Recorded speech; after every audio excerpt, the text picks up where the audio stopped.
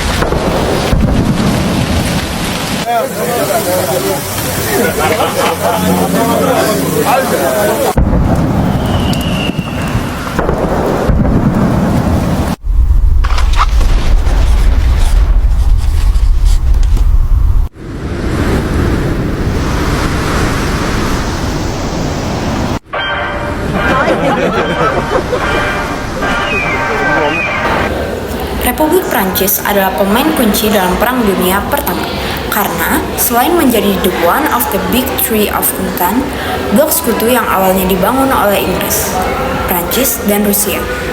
Prancis memobilisasi 8 juta tentara dari wilayah metropolitan dan koloninya yang terbesar di seluruh dunia untuk melawan serbuan Jerman dan rekan-rekan mereka di Central Powers. Selain bertempur secara brutal di front barat dalam pertempuran Verdun, di mana terdapat 1 juta lebih tentara Prancis dan Jerman yang tewas bahkan luka-luka. Prancis bersama dengan Inggris juga akan mengirimkan korps tentara untuk membantu Serbia dan Yunani melawan serbuan Jerman, Austria-Hungaria dan Bulgaria di front Balkan, khususnya di Eropa Tengah.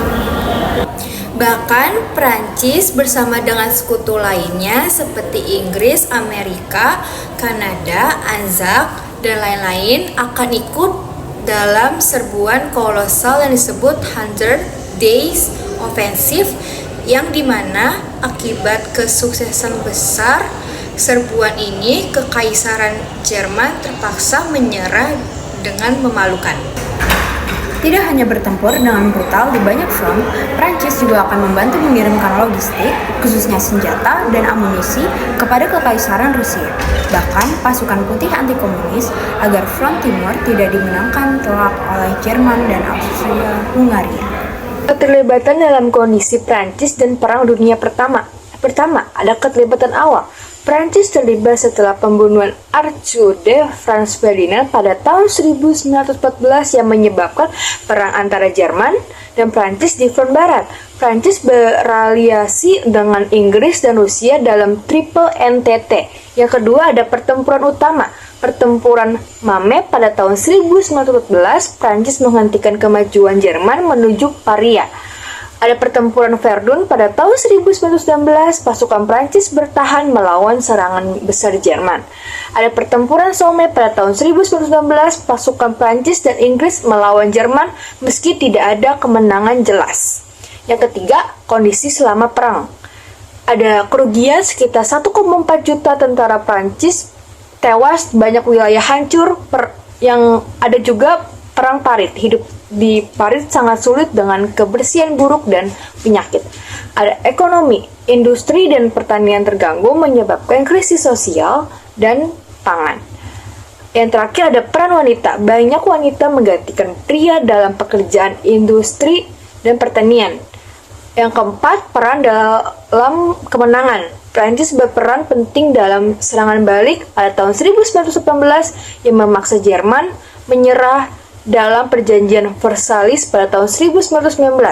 Prancis menetapkan syarat perdamaian yang ketat terhadap Jerman. Nah, supaya kalian lebih paham mengenai apa sih keterlibatan dari Prancis di Perang Dunia Pertama dan apa sih bukti-buktinya, kali ini aku akan menunjukkan salah satu bangunan yang sangat bersejarah dan identik nih sama Prancis. Oh iya, kita juga udah buat miniaturnya loh.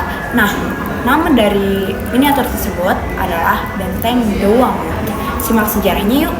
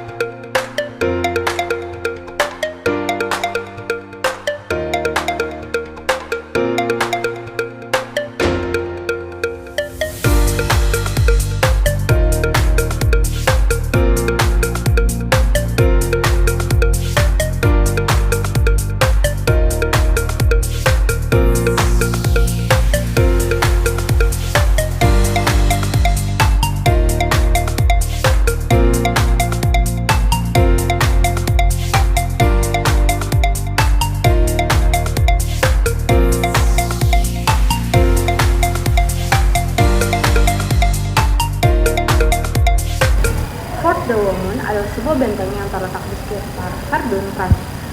Nah, benteng ini tuh terkenal karena perannya dalam pertempuran Verdun pada Perang Dunia Pertama, yaitu sekitar tahun 1916, yang merupakan salah satu pertempuran terbesar dan paling berdarah antara pasukan Jerman dan Prancis.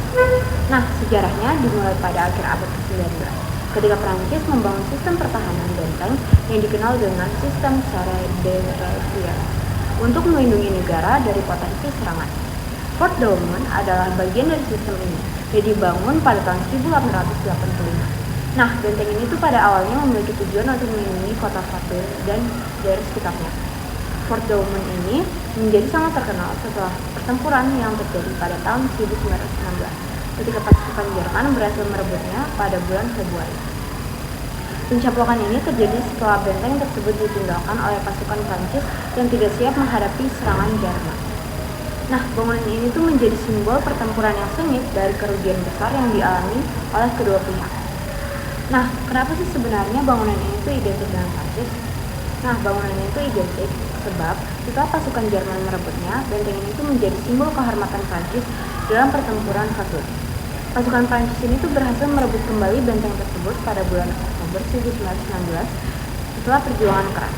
Nah, peristiwa ini tuh menjadi simbol ketahanan dan keberanian Prancis dalam menghadapi serangan Jerman yang luar biasa berasnya, dan menjadi bangunan ini sebagai salah satu monumen penting bagi bangsa Prancis untuk mengenang segala pengorbanan besar yang terjadi selama Perang Dunia Pertama. Nah, bangunan itu sangat identik dengan Prancis, terutama karena keterlibatannya yang sangat signifikan dalam Perang Verdun dan peranannya sebagai simbol perjuangan dan ketahanan bagi bangsa Prancis selama Perang Dunia Pertama. Nah, apa aja sih alasan kenapa bangunan itu bisa identik dengan Prancis? Untuk lebih lengkapnya, nah, jadi kita akan membahas lebih lanjutnya. Nah, apa aja sih alasannya kenapa bangunan itu sangat identik dengan Prancis?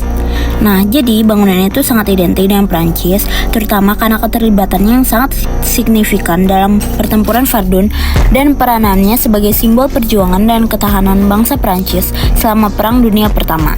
Nah, jadi beberapa alasannya. Untuk yang pertama, itu adalah sebagai simbol pertempuran Verdun. Bangunan ini tuh terletak di Verdun, salah satu lokasi yang paling dikenal dalam sejarah Perang Dunia Pertama.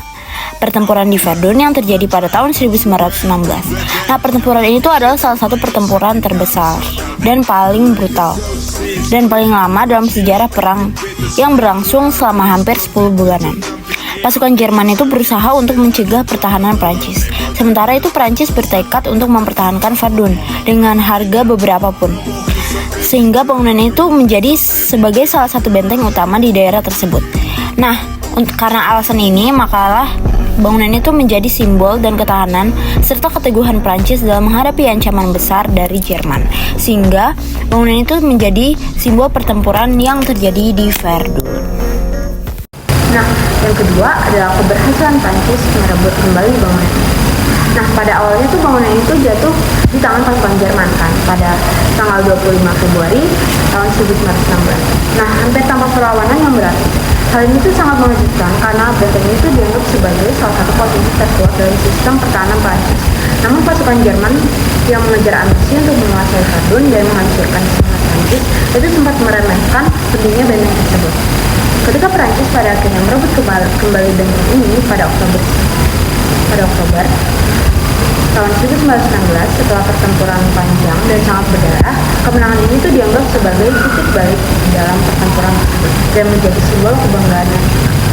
Nah, yang ketiga itu adalah penderitaan dan pengorbanan yang dihadapi Prancis. Pertempuran Verdun ini tuh dikenal karena tingginya jumlah korban jiwa, baik dari pihak Jerman maupun pihak Prancis.